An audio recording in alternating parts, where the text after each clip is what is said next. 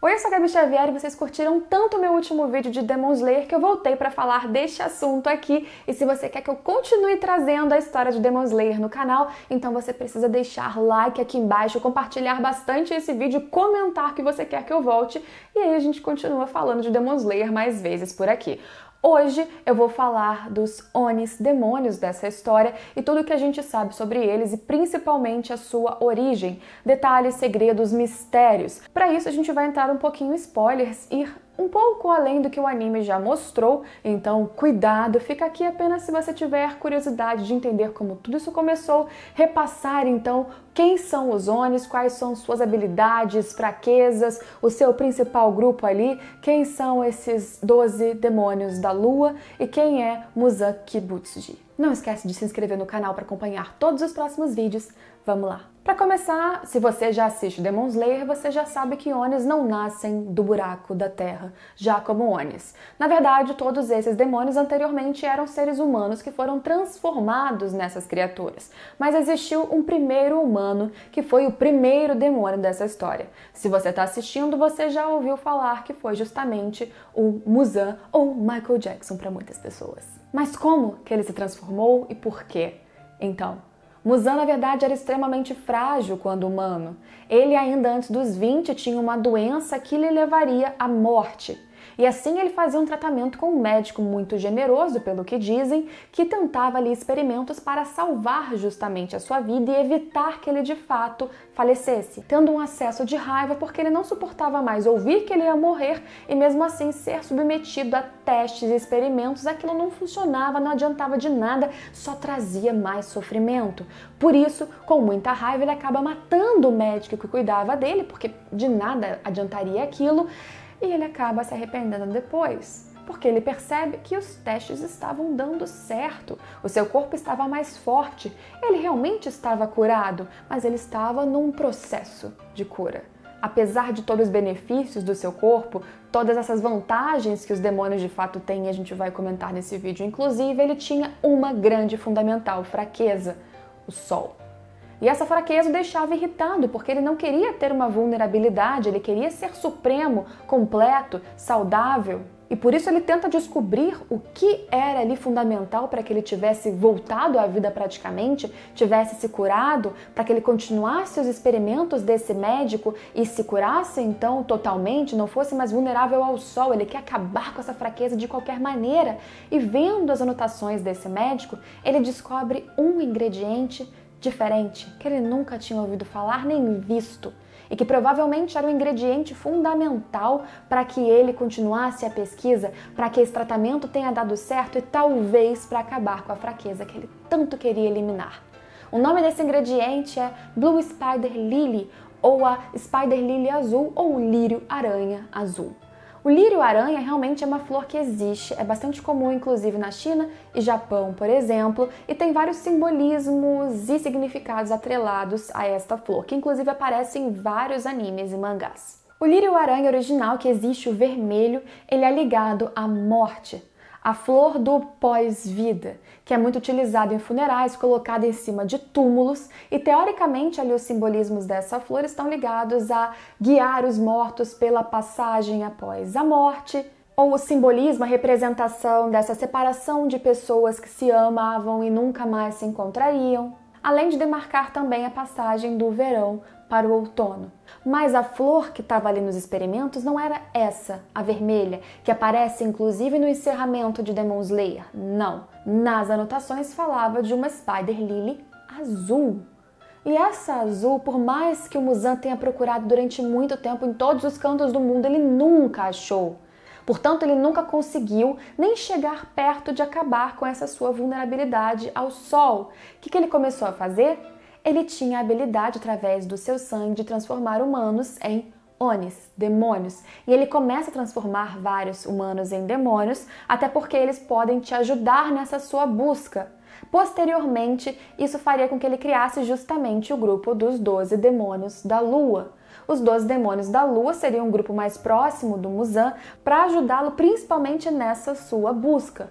Os 12 demônios da lua, falando muito brevemente, eles são divididos aí em 2 grupos de 6. Eles são numerados cada um dos grupos de 1 a 6, portanto, sendo o número 1 sempre o mais forte deles. O grupo de 6 mais forte é o da lua superior, o outro grupo de 6 é o da lua inferior. O mais forte entre esses 12 demônios, portanto, é o número 1 da lua superior. Esses demônios, como eu disse, eles tinham aí as principais missões de encontrar essa Blue Spider Lily, resolver esse problema da vulnerabilidade ao sol, portanto, e também depois acabar, exterminar, matar todos esses espadachins do esquadrão que é feito para eliminar os olhos que o Tanjiro entra, inclusive. O sangue do Muzan, como a gente já viu, ele é muito importante também porque ele serve até como um upgrade, praticamente um anabolizante para esses demônios que podem receber uma dose extra do seu sangue e se tornarem ainda mais fortes. Só que os demônios aí transformados pelo sangue do Muzan têm um malefício, uma maldição bem ruim, porque eles têm ali um gatilho que pode ser ativado se estes demônios transformados pelo sangue dele falarem o seu nome ou disserem qualquer segredo sobre ele, e aí eles morreriam, explodiriam. A gente viu uma morte extremamente trágica exatamente dessa maneira no anime, já no seu comecinho. Ao longo de muitos anos dessa busca de diversas transformações, hoje na história a gente tem um grande grupo de demônios. E esses Onis, eles têm em grande parte aparência muito próxima dos humanos. Um corpo humanoide, às vezes algumas diferenças ali da pele que pode ser mais pálida, o cabelo que pode mudar de cor, ou os olhos que têm ali um formato um pouco mais alongados, lembrando olhos de gato, por exemplo. E dependendo ali do demônio, especialmente da quantidade de seres humanos que eles ingerem, eles podem tanto se tornar, obviamente, mais fortes, mais poderosos, como ter mudanças, mutações no seu próprio corpo. Como o demônio que a gente vê ali na seleção final que o Tanjiro participou, que ele enfrenta e ele tem um tamanho gigantesco, vários braços, uma figura monstruosa, porque ao longo de muitos anos ele comeu mais de 50 humanos. Por isso, ele não só se tornou muito forte e ameaçador, como mudou o seu formato. As habilidades básicas dos demônios aí em geral é primeiro a imortalidade. Eles têm pontos fracos, eles podem ser mortos, mas não tendo aí um enfrentamento diretamente nessas fraquezas, eles vivem eternamente. Eles têm uma regeneração e regeneração bem rápida dependendo do poder deles, portanto pode perder um braço, uma perna. Então só nisso aí eles já seriam extremamente perigosos. Fora isso, eles têm também essa vontade muito grande aí, essa necessidade de se alimentarem de seres humanos, de sangue humano. Alguns deles são exceção e conseguem controlar um pouquinho essa vontade, mas tem apenas um demônio nessa história que não ingere sangue humano e mesmo assim não se torna fraco, muito pelo contrário, vai mostrando até uma crescente aí de força, e eu tô falando obviamente da Nezuko. A maior parte dos demônios também acaba esquecendo do seu passado como humanos após a transformação, então não se lembram da família, de pessoas queridas, nem do que fizeram com eles, mesmo que tenham massacrado filhos e marido e todo esse tipo de coisa. E muitas vezes, como a gente vê na hora da morte, todas essas lembranças e arrependimentos voltam, como se a essência tivesse ali e a transformação por esse sangue demoníaco, ou a vontade muito grande que surge com esse sangue e com essa necessidade de ingerir carne, que apaga o passado deles e acaba os corrompendo e os transformando em criaturas totalmente repugnantes. Esses Onis também podem ter o Kekijutsu, que é nada mais nada menos do que uma habilidade mágica, um poder diferente, atrelado ao sangue Oni deles, que podem ser ali manifestados através da materialização de objetos, de utensílios para batalha, ou representados através de golpes e estratégias mesmo de batalhas por si só. Quanto mais poderoso o Oni, mais perigoso, mais eficiente vai ser o seu Kekijutsu. E também, geralmente, a sua força está atrelada, como eu disse, a comer cada vez mais humanos, ou também, quem sabe, receber um upgrade do sangue do Muzan. Sendo que vários desses Onis apresentam um limite de até onde eles conseguem ali crescer em força. Além da Nezuko, a gente viu mais um exemplo ali de exceção nesta forma de controlar a sua vontade de comer seres humanos, que é a Tamayo. A Tamayo é justamente uma médica Oni, já demônio que o Tanjiro encontra, e ela teve um passado muito triste porque também ficou muito doente. A ela foi oferecida a oportunidade de sobreviver e se transformar em um demônio pelo Muzan. e quando ela se transforma, ela sai de si, como é o comum de acontecer, ela mata toda a sua família e quando ela volta a si, ela fica desesperada, mas passa um longo período matando seres humanos, até de novo se dar conta do que ela estava fazendo e passar um longo tempo fazendo pesquisas para conseguir trazer de volta as pessoas do estado de demônios para humanos. E por ter consciência de quem ela é e do que ela pretende fazer, ela se controla, ela não vai matando, assassinando mais seres humanos, mas ela precisa da sua dosezinha ali de sangue periódica. Não é o mesmo caso da Nezuko, por exemplo. Como fraqueza principal, então, os Onis teriam o Sol. Se expostos ao Sol, eles virariam cinzas, inclusive o mais forte deles, o Muzan. A Nichirin, a espada ali usada pelo esquadrão de executores, aqueles que são os caçadores de demônio, também é perfeita para matar os demônios se usada para decapitá-los, porque elas são feitas de um material ali com propriedades solares por causa do local de onde esse metal é extraído, que tem exposição solar ali contínua, e por isso e só por isso essas espadas são especiais e eficazes para matá-los ao decapitar. A glicínia é uma planta ali roxinha que seria venenosa para os Onis também e tem um cheiro muito desagradável para eles e por isso pode ser usada em combinações para criar venenos extremamente letais. Outro grande ponto fraco é o que a gente já citou também, que é a maldição do sangue do Muzan, porque se o gatilho for ativado, então os demônios têm uma morte, inclusive, bem dolorosa.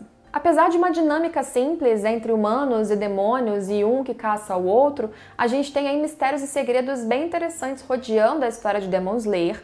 Tanjiro é o garoto que teve a sua irmã transformada em um Oni, em um demônio, e quer fazer com que ela volte ao normal. Tamayo é essa Oni que tomou ciência de quem ela é e do quanto ela quer reverter o mal causado pelos Onis. Ela também tenta descobrir esta mesma cura como Tanjiro, mas por outro lado a gente tem então o Muzan, que também está numa busca contínua para que ele consiga a cura da sua vulnerabilidade como um Oni. Ele quer continuar sendo um demônio, mas ele não quer mais ser ali vulnerável ao sol. A Blue Spider Lily é um ingrediente que certamente está atrelado aí até simbolicamente a esses segredos todos. Se a Spider Lily tem o simbolismo da morte, a Blue Spider então seria um simbolismo da vida, por isso ela trouxe de volta ali justamente o Muzan, mas por ser um experimento ainda falho, acabou trazendo ele de uma forma aí deturpada, deformada, pouco humana? Pode ser. Onde essa planta existe, se é que ela existe ou foi criada por esse médico. Como o Muzan matou a pessoa que teoricamente encontrou, descobriu este artefato, a gente não consegue saber disso até esse momento. Mas agora, grande spoiler dessa história, o foco do Muzan recentemente mudou. Depois de tanto procurar por essa planta e não a encontrar, existe uma Oni nessa história que, para além de todas as suas particularidades, agora se descobriu que ela é imune ao sol.